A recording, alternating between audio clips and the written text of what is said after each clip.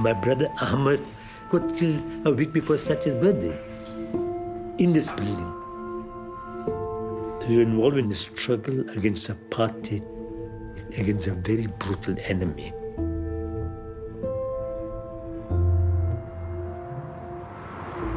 This was a police station we referred to as the House of Horrors.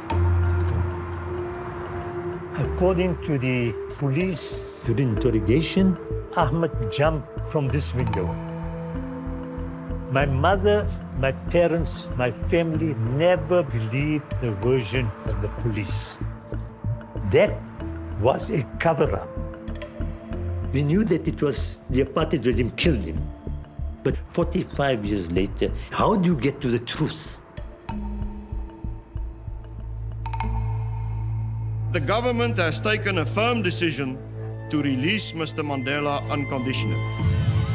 Com Nelson Mandela a tornar-se o primeiro presidente negro da África do Sul e com a criação de uma Comissão da Verdade e Reconciliação, o mundo foi informado de que os horrores do Apartheid ficariam para sempre relegados ao passado. Mas hoje, passados 30 anos, as feridas não cicatrizaram. Os perpetradores continuam a guardar os seus segredos. People like me who have killed need to talk. We have swept what happened in apartheid under a carpet and we left it there. E as vítimas continuam à procura da verdade e da justiça. It had to happen to someone. So it happened to me, chose me. As pessoas que estiveram pessoalmente envolvidas contam agora as suas histórias e mostram a verdadeira face do Apartheid. There are so many unanswered questions. We can't move forward as a country if we don't know everything that happened under apartheid.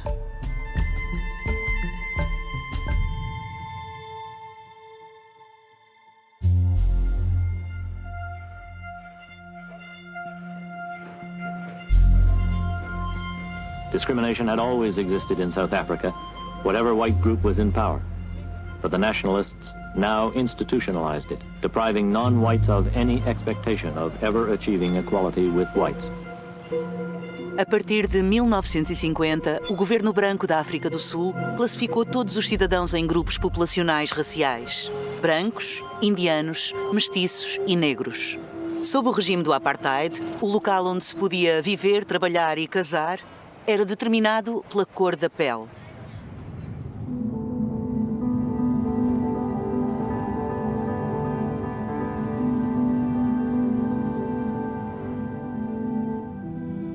We had everything and we had it all. We had a car, we had a house. It doesn't make us wonderful people, but yeah, we had it all. We were just categorized as white people. I mean, we were just the privileged ones, you know? And if you look at where did the blacks go, where did anybody else go, you would never see them driving around in cars. And I remember first time I saw a black lady driving a car, and I couldn't believe it. But those days, it was like, we are white, we are privileged, and they the baddies. They the communists. Oh, that was the one that we heard a lot. They the bad people. What did they call them? The dark enemy, things like that. I would be classified as a non-white, so a black African. It meant that we couldn't interact. Well, we could interact on the level of an employer and employee, but not as acquaintances. So everything was segregated. There was white people's area and black people's area. It was a norm. I wasn't aware of it as a kid. And because you're a kid, you don't know how it's abnormal. In apartheid, you became very conscious of the color of your skin and your status in South Africa. We were assigned as Indians. Let's put it this way. We were knee blankers, non-Europeans. There were benches there, you couldn't sit on those benches. Or you couldn't go to a park, which was for whites only. To take a train, there was a first class for whites, the second class were the Africans, Indians, and coloreds. Non-whites, when you're second class. Where we grew up, there's no swimming pool, no tennis courts, but you walk 15 minutes away, you should see the white children swimming in a public pool or playing tennis. I'm a child of apartheid. We lived in a segregated suburb. The only black people you saw were workers. We had a domestic worker who I only know as Grace. I do recall that there was some incident where Grace said to my mother at that time, "You treat me like black shit." And my mother fired her. And that was the last time we saw Grace. I come from a mixed marriage. My mother was coloured, but my father was registered as an Indian. We ourselves actually had a flat right in the centre of the city, and eventually the government forced us to move out to a suburb that was set up for Indians only. It had quite a profound impact, not just on the moving of people, but also on social networks and a sense of dehumanization, really. We are black Africans. We were rated the lowest in the hierarchy. My parents were moved to a township built for purposes of resettling. You lived very, very far, so you had to battle every day to get from home to work and back. Very early in life, we became aware of these injustices and the fact that an attempt to push back was going to be met with repression. O sistema do Apartheid foi criado pela orgulhosa e combativa população africânder, maioritariamente brancos de ascendência holandesa, que tinham travado uma guerra sangrenta pela liberdade em relação ao Império Britânico. We shall fight for our existence and we shall survive.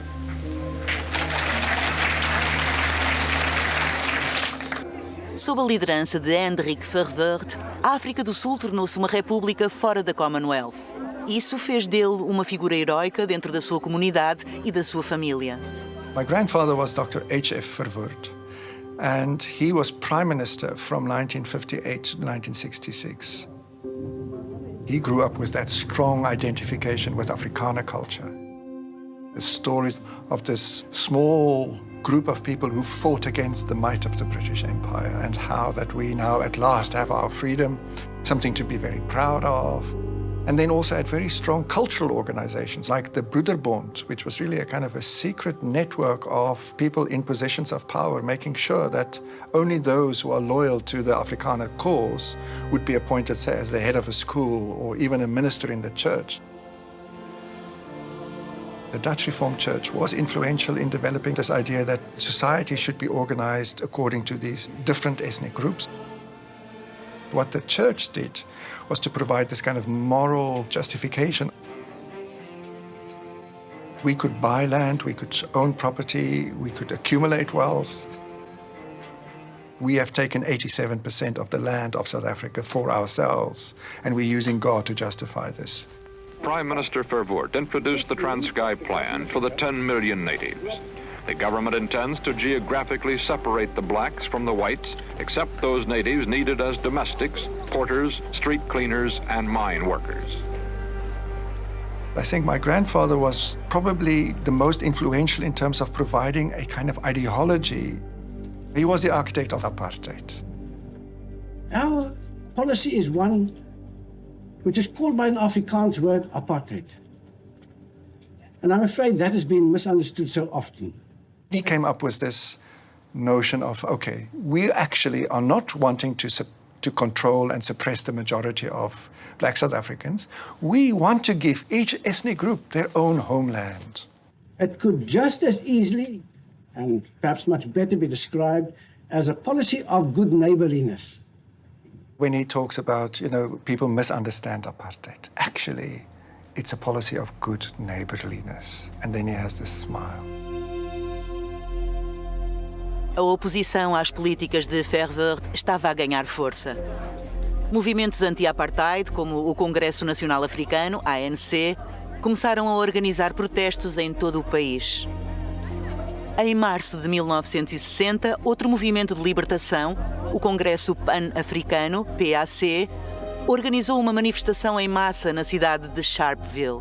Soanan Lapo cresceu a ouvir histórias sobre esse dia fatídico.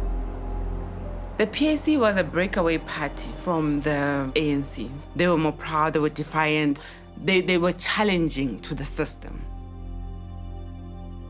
Two of my grandmothers, they were there on the day of the protest. The demonstration was against the past laws, which made it difficult for them to function as human beings, because you would have a document that says you are permitted to be here. What it was meant to do was to control your movement so that you are not found where you're not supposed to be.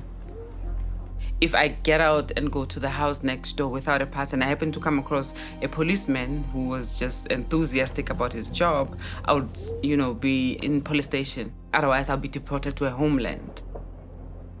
They just wanted these laws to say you belong to us and we must use you effectively. Thousands gather outside a police station in protest against new laws requiring every African to carry a pass at all times. My grandmothers told me that it was a peaceful protest. One thing that made them stand there was the fact that we're not fighting, we're not carrying weapons. We were marvelizing these people that don't want passes because they oppress us. We're singing Israel, my boy, Africa. We're singing, not carrying any stones or what. There was a big jet airplane flying there, taking photos. We were standing outside. When they came, they said, you must disperse, you must go home. We said to them, we don't go home, arrest us. We've got no pass. So the people they were shoveling, what were doing that, pushing the fence there. These police, they were lying there with their Sten guns. One story that I kept hearing was that the police panicked and they kept on using the excuse of Katomena, which was a riot that happened and the police were killed there. So in Sharpeville, they were nervous and then they started shooting.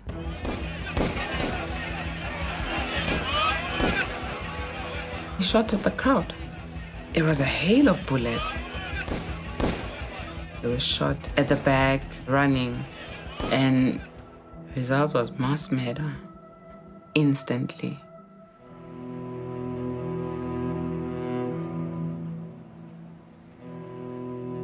We saw people lying there. I saw someone who was blind. Someone, his brain, they shoot him with, hey. It was horrible. Nekili 5 years. Ne re dutse ka tlong rona, re bona di-flamatšhini di matha. Re ya ka ntle, a ke re jwala le bana le tla rata go bapala ka ntle. Re batla go ya ka ntle, ntse re thiba, hey, di-flamatšhini. O setse groupi ene feta enaka, ba ne ba ya mo police station. Na le 12 years. Ba mo hlantlhitse pelo matshwafo gore ba mo o khathile ka hare ya tswela le ka morao. Wana ba ne ba le pelo dithata le ngwana 12 years e jwalo. A yena ha ka ba ya sepetlele kapa ba thoki survivor o shile same time.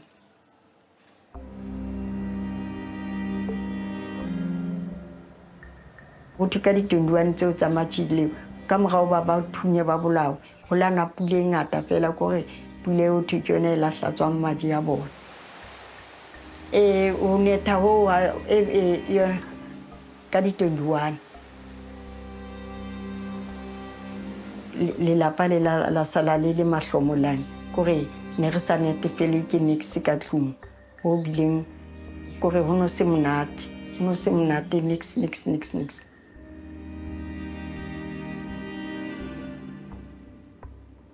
Da ne re dutse tjena ne re bone e kareng a ka tloa kela.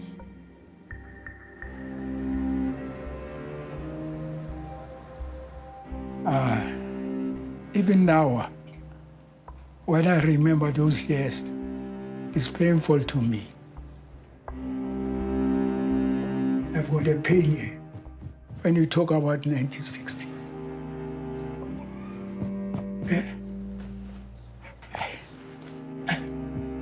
I feel sad.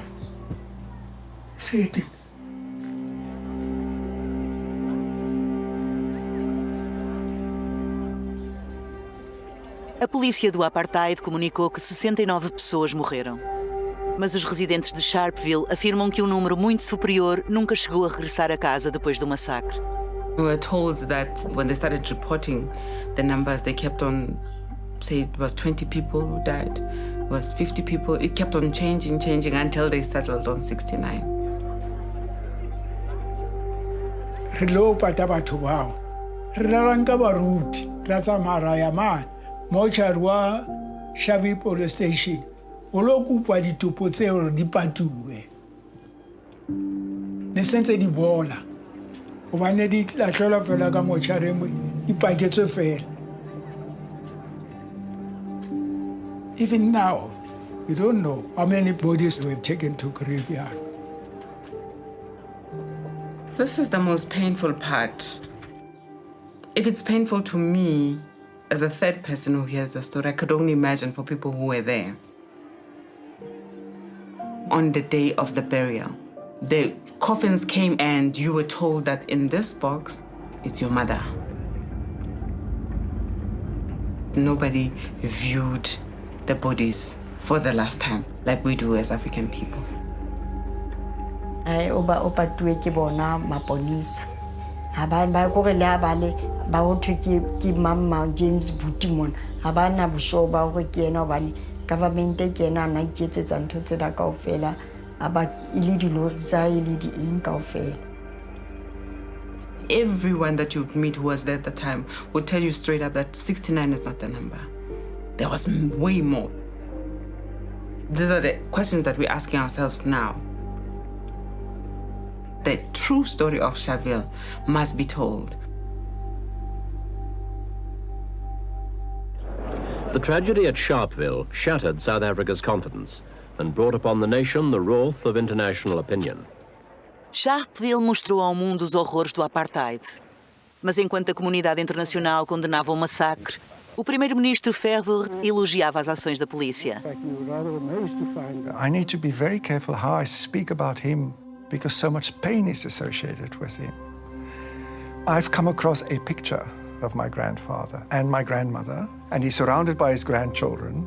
And then on his lap there's a little baby with a little yellow woolly thingy on.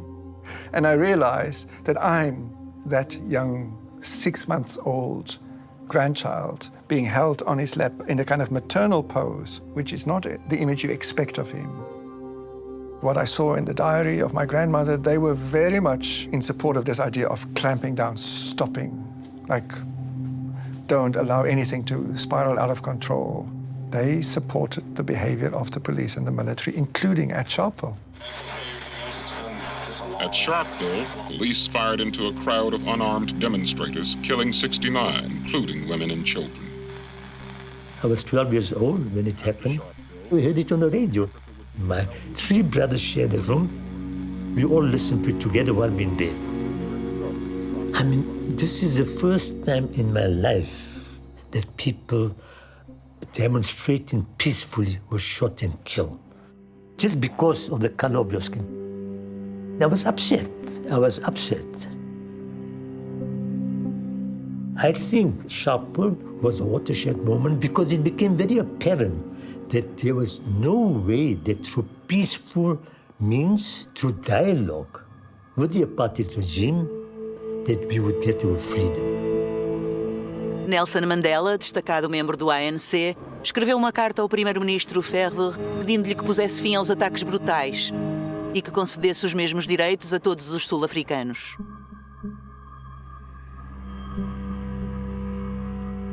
The content clearly was not taken seriously.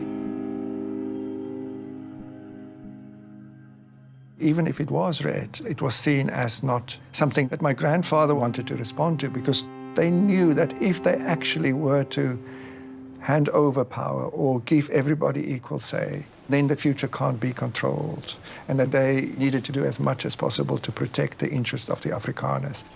In Europe, you could get peace only by separating the nations. In South Africa, you can only achieve peace by separating the nations.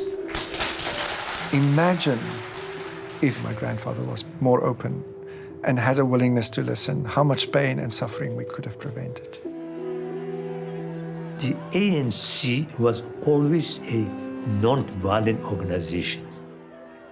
It always believed that through non-violent struggle, we'll be able to achieve freedom in South Africa.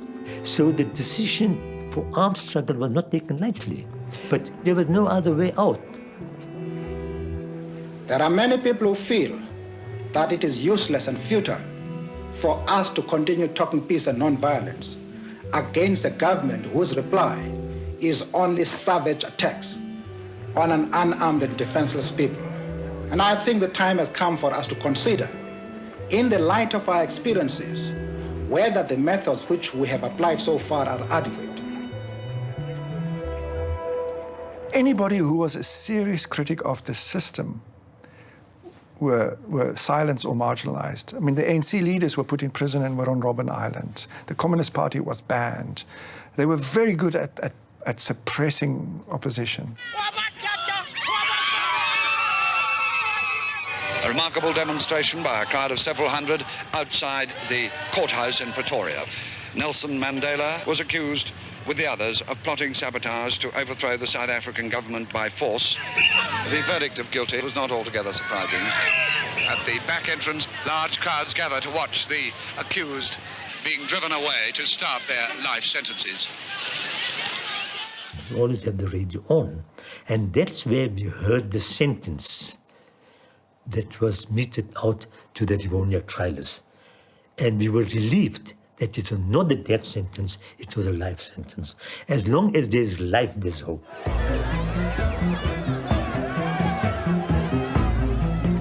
I became very conscious that life cannot continue the way that we were living.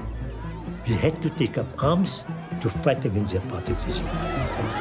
Em 1961, Nelson Mandela fundou o Umkhonto we Sizwe, conhecido como MK, a ala militar do ANC, para organizar a luta armada contra o governo do Apartheid. Os seus membros foram enviados para o estrangeiro a fim de se prepararem para atividades clandestinas. My brother Ahmed, who was 8 years older than me, had already left and he went to London for military training in the resistance movement. Ahmed was a very lovable person, empathy towards the poor, not a tough guy or anything, but a brave person. And Ahmed always felt that I was a naughty guy at home and always get into trouble, so he called me over to London. I trained for about 1 month. He was one of the founding members of MK, who was an explosive expert, and he gave me training in manufacturing of leaflet bombs. When this explosion goes off, these leaflets will all fly in the air and they'll get spread all over the show. I was trained for that before my departure back to South Africa.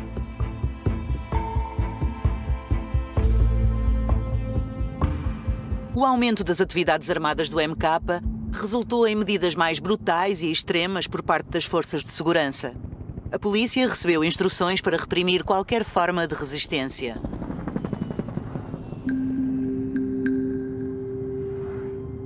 My father was a policeman back then. He was a total racist, totally racist.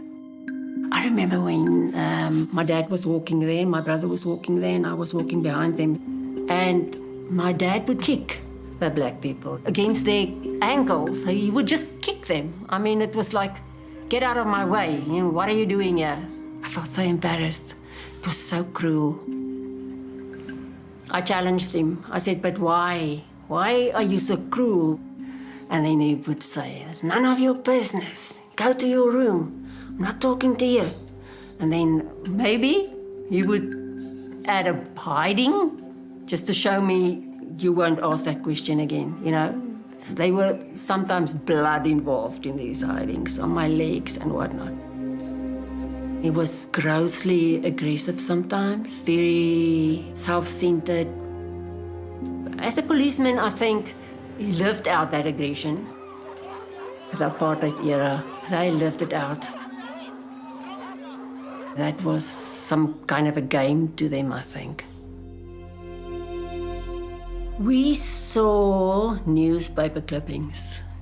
My brother showed me them, and I thought, what is going on? We only know that my father was in trouble about this man that jumped from a window, and it was hush-hush. My father never talked about this stuff in front of us, never. It was a very difficult period. The apartheid regime was becoming more and more brutal, particularly towards political activists. I've been to Europe, I come back to this little flat, small flat in Johannesburg, back to apartheid together with my brother Ahmed. We would be involved in campaigns against the apartheid regime. Leaflet bomb explosion was one of the things that we would be doing, right? And thereafter, see how far we can go. Well, Ahmed Timur was a teacher who was also a member of the Communist Party, and my father knew him quite well. He played quite an important role in mobilizing communities and students as well. He was in a vehicle with a colleague of his, and they were stopped by the police.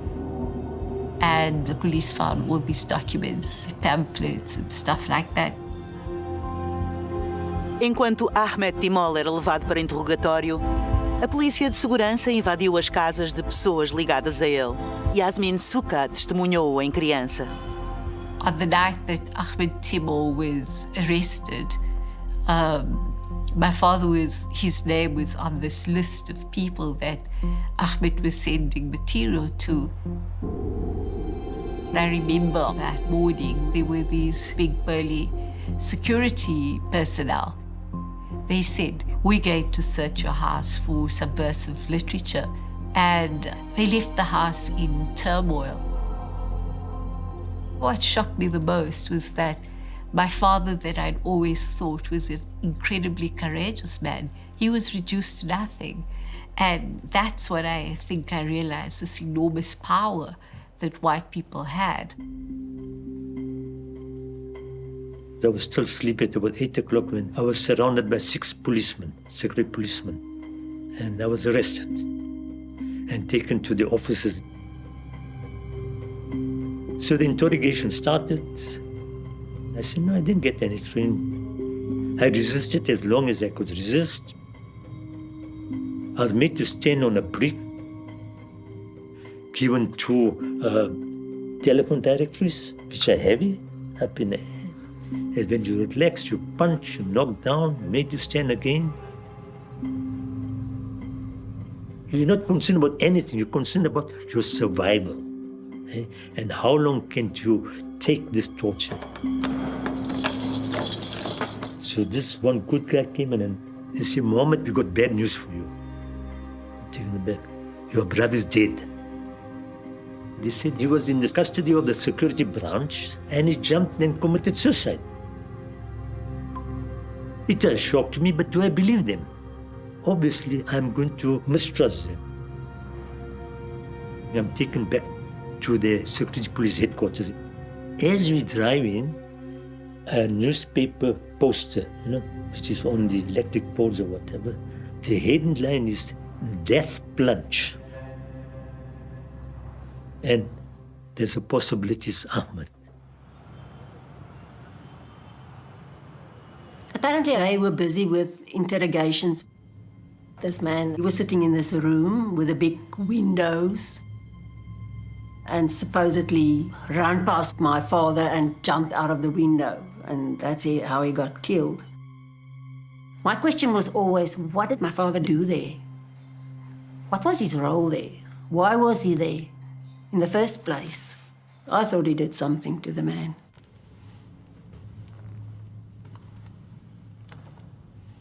So I was released, and when I got home, my mother said a uniformed policeman came to tell him that Ahmed had died. He said that he jumped, he committed suicide.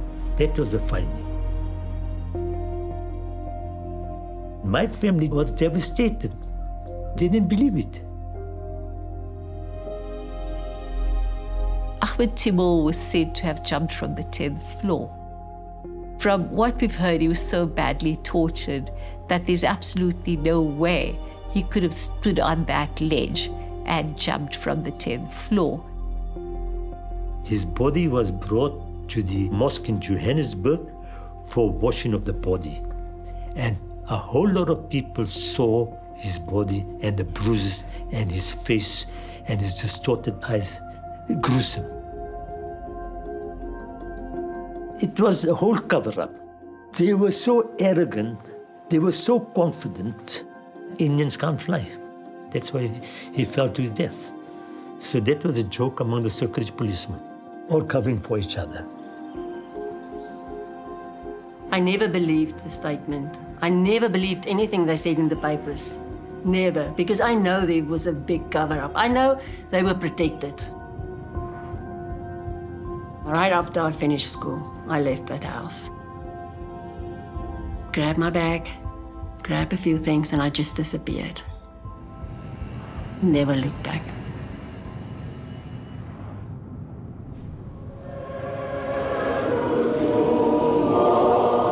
A nation comes to terms with itself, a people remembers its past, but this will not be a witch hunt.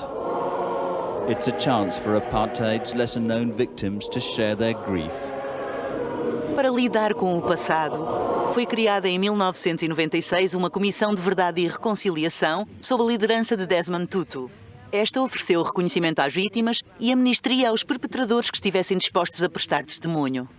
We are charged to contribute to the healing of a traumatized and wounded people. O veredito de suicídio dado pelo regime do Apartheid no caso de Ahmed Timur manteve-se durante 25 anos. A sua família esperava agora finalmente conhecer a verdade sobre o que aconteceu. My mother had to be persuaded. She went to the TLC and she poured her heart out. I think that was therapy for her. She poured her heart out. And Tutu cried. It is 25 years now, and that I will not forget what happened. And I still need to know who killed my son and how is it possible that he would jump from the 10th floor and commit suicide. The perpetrators refused to come to the TRC. None of them that were involved testified. They didn't come forward, nor Rodrigues or any of them. There was a whole lot of them. Absolutely no remorse. Para grande alívio da família, quando a Comissão de Verdade e Reconciliação terminou, considerou haver razões suficientes para remeter o caso para a Procuradoria-Geral a fim de prosseguir a investigação. The case was now left for prosecution. They've got to investigate. That was the recommendation in Ahmed Timur's case and many other cases. Nothing happened. Absolutely nothing happened. I don't want to call it betrayal, but the state should have done more. A advogada de direitos humanos Yasmin Souka foi uma das comissárias e ficou chocada por o caso ter sido ignorado durante tanto tempo. That's not just scandalous, but that's a violation of the rights of victims. These are the people who were in the trenches and who fought. They're the ones whose families made the ultimate sacrifice. We believe that the apartheid regime killed my brother, but how do you get to the truth? It can only be through a legal process. It was one long battle. I think it took at least 12 to 15 years. And this then happened in 2017 when it reopened the inquest. Após anos de protestos e de recolha de provas, a família conseguiu finalmente convencer a Procuradoria-Geral a iniciar um inquérito. This has been a long time coming, and I think in terms of combating impunity and fostering accountability, this is at quite a critical juncture in the history of South Africa. Mas havia um grande problema. You had one surviving perpetrator, the policeman Rodrigues. But the NPA claimed that they couldn't find Ja Rodrigues for an indictment to be served on him. The Johannesburg High Court will conduct a second inquest into the death of political activist Ahmed Timol, more than 45 years after his death. A former apartheid policeman, João Rodrigues, was implicated in Timol's 1971 torture. Rodrigues was the last man to see Timol alive before his death at the notorious John Vorster police station, as it was known at the time. A 1972 inquest ruled that Timol had jumped to his death. I was busy in the kitchen, and on television they said they couldn't find my father. I was shocked. I thought, you had the guy. I mean, how can you not know this guy? I mean, how can you not find him? It was like so obvious. And I said to my husband, let's find out who's working on this case. And we started posting, and we sent emails to people, and we sent it everywhere. What happened was they had the spelling of his name wrong. They had the Rodrigues was an Afrikaans spelling. Most people know him as Jan, and his real name was João Rodrigues. And they had his spelling so wrong. In the newspapers, the spelling was everywhere incorrect. As fast as I could, I sent them the correct spelling. Nobody could trace where Rodrigues was. But his daughter made contact with my nephew to say, I know where Rodrigues is, that's my father.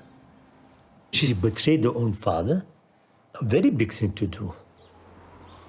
As informações de Tilana revelaram-se uma descoberta decisiva. A polícia conseguiu finalmente deter Rodrigues. You know that satisfaction to tell them this is him? It was just awesome. I just loved that. She was extremely brave, and I think the fact that she was drawn into coming forward to say, like, you know, this man's a monster, but this is where he is. I think that was really brave, because without it, there would be no case. And this is one of those first cases which was really important for South Africa. I've put it in a tattoo on my arm. My family will probably freak if they see me now. It says, be brave, and then the date.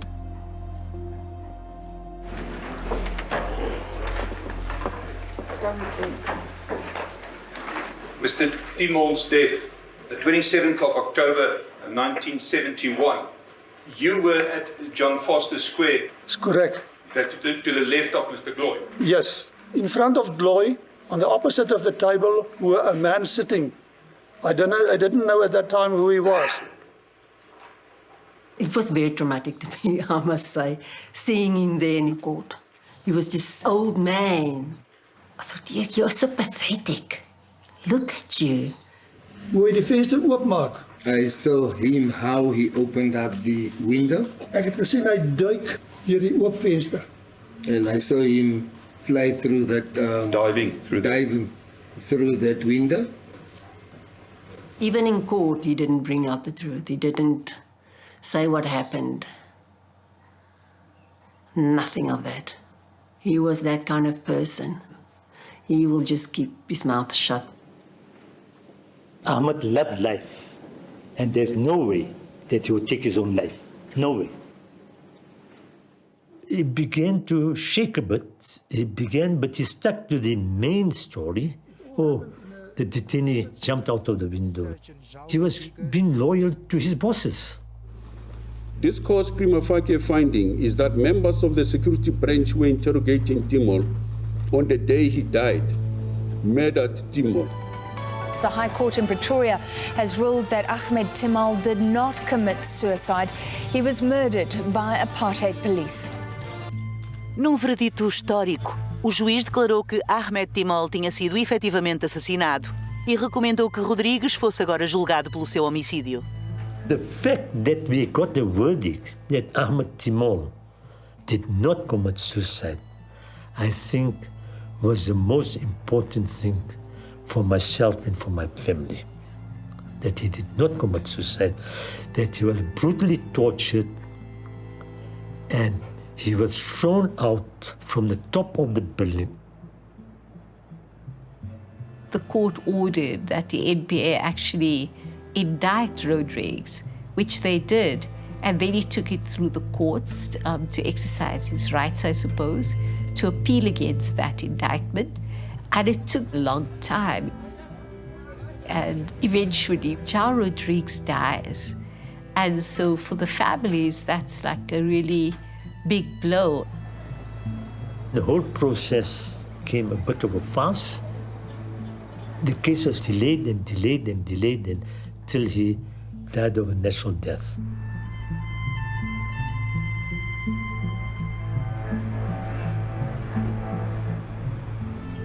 No closure. Timal's poor mother. She was such a beautiful woman. And I think she was prepared to forgive. I think she was prepared to forgive. As long as she could know. Anything to just know. And the thing is, she died without knowing exactly what happened to her son.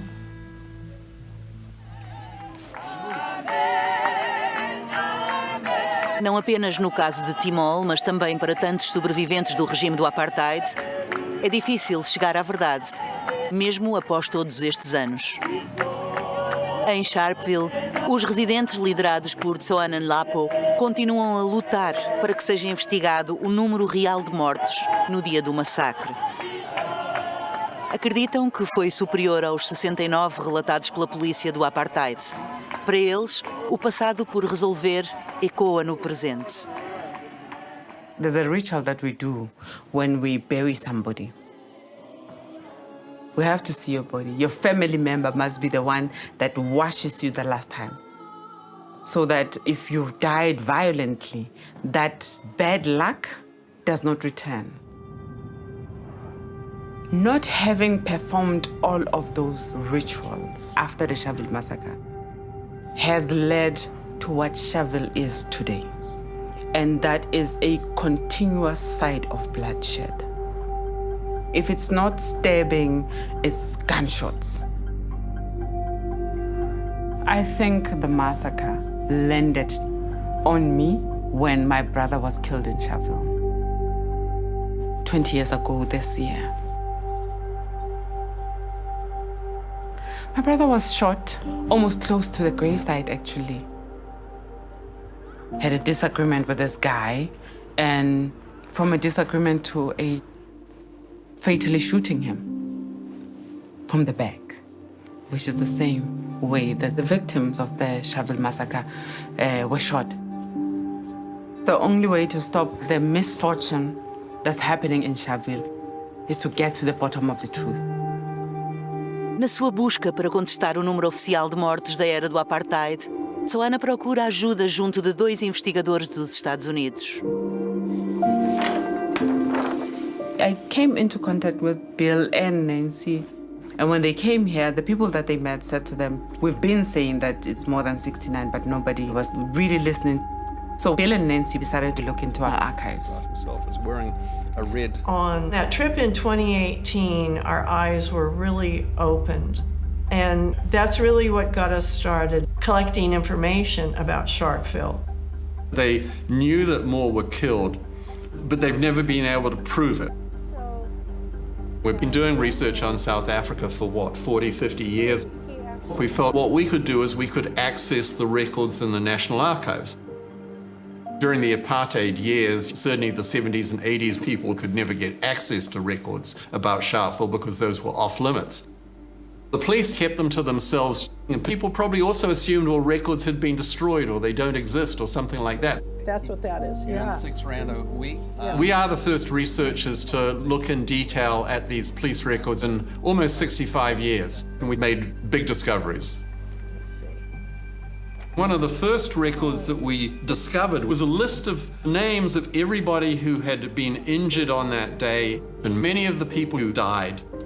An official list by the police. And it had their name, it had their address, it had their occupation. So I think of that document as sort of, it's like our Rosetta Stone. I mean, it, you know, it just summed up everything. And as Bill said, it was an official document.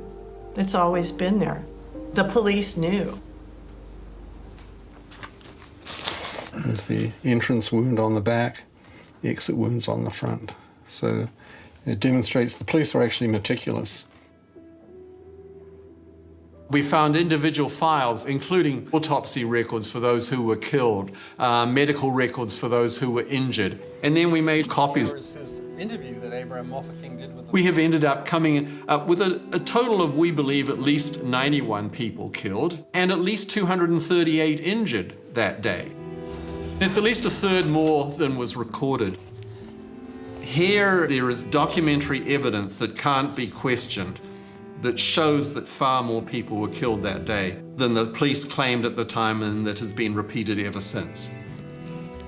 So not the figure that Hendrik Verwoerd decided, that's it, that's the only one we're going to use. all the photographs of the people. Com a nova informação, permanece uma questão. O que aconteceu aos corpos dessas vítimas adicionais?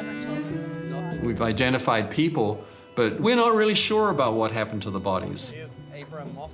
One of the fears of the people in Sharpeville is that when the 69 were buried, that there were actually multiple bodies in those coffins. And in fact, the South African apartheid authorities have at different times buried multiple people in the same coffin or buried multiple bodies in the same grave. There are just so many unanswered questions. It's very important to recognize the correct number of victims. That community is still there. They're in the same exact houses. They walk past that police station every day. This is still living history for them. And they want to have it recognized and resolved. Com provas do maior número de vítimas, Soana pede agora à equipa de pessoas desaparecidas que ajude a localizar os corpos desaparecidos. Hello, hi, Madeleine. A equipa foi criada na sequência da Comissão de Verdade e Reconciliação por Madeleine Foulard e está integrada na Procuradoria-Geral da República. You know, our primary focus is those who disappeared and whose fate is not known. When I heard that you were coming, I was like, yes. One step closer to the truth, you know, and hopefully to find the bodies. As you did indicate, there is quite a lot of issues that can even still help families and community to find closure. Yeah. There's been this rumor that other people were buried in shallow graves in the cemetery. So it's unmarked, it's just a track of people who were dumped there. And if that is true, then it will make sense that there's people that are unaccounted for, you know. We always try and start with the very concrete. Maybe we take one or two names and then we work with those and we see where those lead. So those 26 will start teasing out to So see you've got a if list of 26. That's incredible. It's a huge number. It's a huge number. It's not just like two or three. Yeah. That's a significant number. Yeah. According to the research that Nancy and Bill did, the working list of the deceased goes up to 91.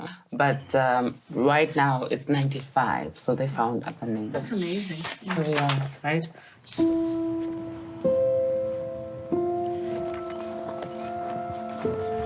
The challenge is going to be that wherever you dig in the cemetery, you're going to find bodies. So I wonder if there's maps.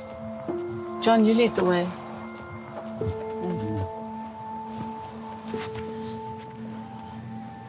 Is it 69 buried here? Yes, this was the burial site. Yeah.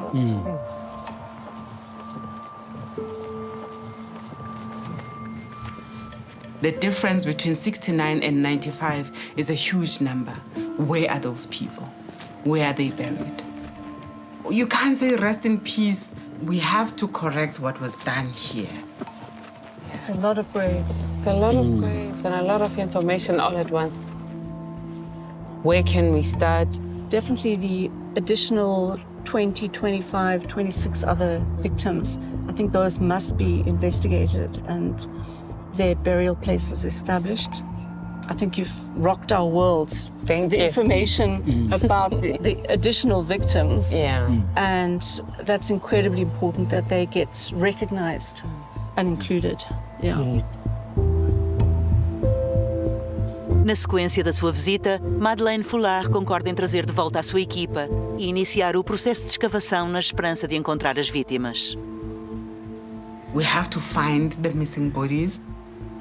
I believe it's the only way to see a tangible change on the lives of people of CHAVE. We need to dispel all the lies that Apartheid told.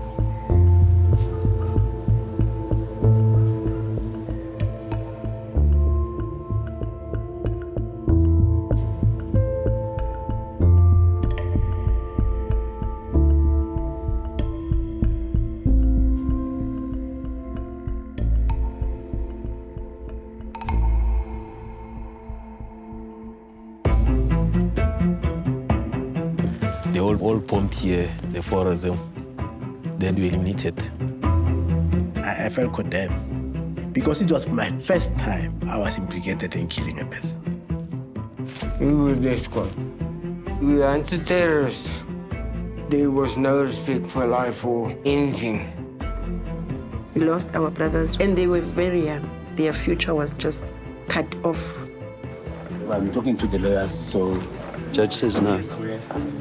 It's what happens always when you come to court. For what? Postponement always. I'm torn apart now.